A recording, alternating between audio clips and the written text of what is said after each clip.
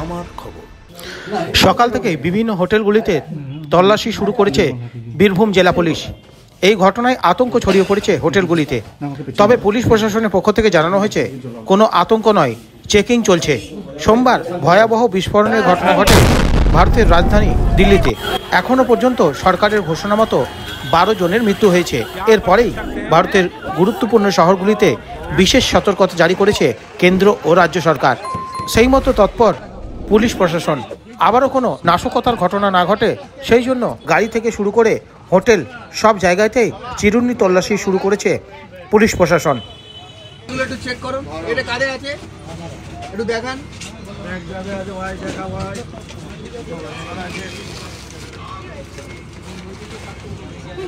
কি আছে প্লাস্টিকের মধ্যে? কেবল বীরভূম জেলা পুলিশের পক্ষ থেকেই নয়, রেল পুলিশের তরফ থেকেও রেল স্টেশনগুলিতে কড়া নিরাপত্তা মুড়ে ফেলা হয় এবং প্রত্যেক যাত্রীদের ব্যাগ চেক করা হয়।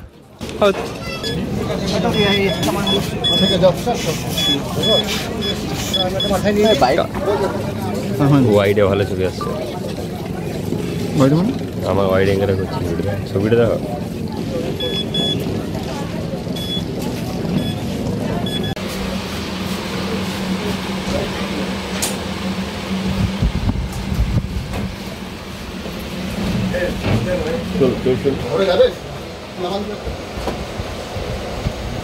একে বক্তব্য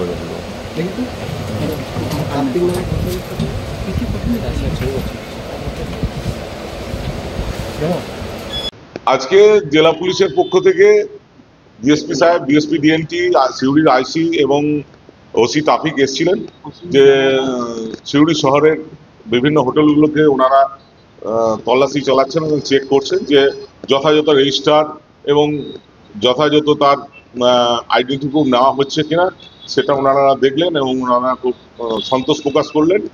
আমরা কালকে যে ঘটনা ঘটে গিয়েছে দিল্লির বুকে, রাজধানীর বুকে, তার জন্য পুলিশ প্রশাসন যে সক্রিয় হয়েছে এই জন্য আমরা হোটেল মালিকের পক্ষ থেকে, হোটেল ওনারের পক্ষ থেকে আমরা পুলিশ প্রশাসনকে ধন্যবাদ জানাচ্ছি এবং আমরা চাই এরকম শুধু আজকেই নয়, প্রায়ই মাঝে মাঝে যেন পুলিশ প্রশাসন প্রতিটা হোটেলে যেন চেক করে। এবং যেহেতু আমাদের বর্ডার হচ্ছে সামনে বাংলাদেশ বর্ডার এবং ঝাড়খণ্ড বর্ডার, এখানে দুষ্কৃতীরা লুকিয়ে থাকার একটা জায়গা, তার জন্য যাতে দুষ্কৃতীরা আশ্রয় না পায়। এবং আমি সবাইকে অনুরোধ করব হোটেল মালিকদের যে কোনো সন্দেহজনক ব্যক্তিকে যদি দেখেন, কোনো রকম যদি মনে হয় আপনার মনে দ্বিধা জাগে, তাহলে দেশের স্বার্থে এবং মানুষের স্বার্থে সঙ্গে সঙ্গে যেন প্রশাসনের দৃষ্টি আকর্ষণ করা হয়।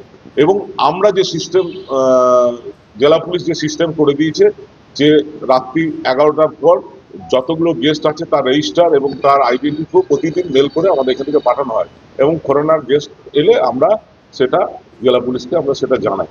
তো আজকে জেলা পুলিশের এই উদ্যোগকে আমরা সাধুবাদ জানাচ্ছি হোটেলের পক্ষ থেকে। স্টেশনে আসলাম, ট্রেন ফাঁকা হলো, আমরা উঠলাম।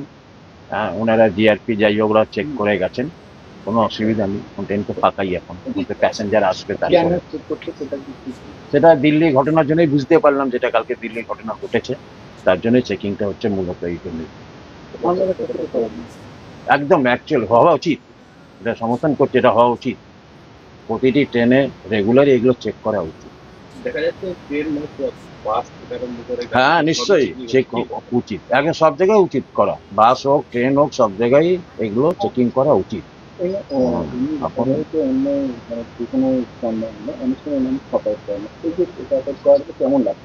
খুব ভালো, মানুষকেও সহযোগিতা করা উচিত প্রশাসনের সাথে, কোথায় কি হচ্ছে না হচ্ছে সেটাতে সহযোগিতা মানুষকেও করা উচিত।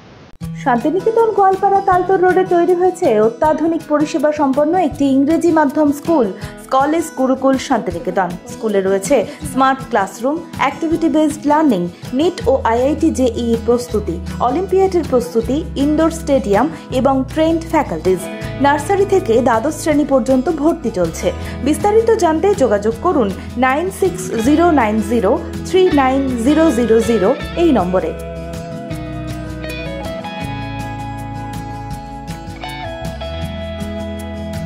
দেখতে চোখ রাখুন আমাদের ফেসবুক ও ইউটিউব চ্যানেলে।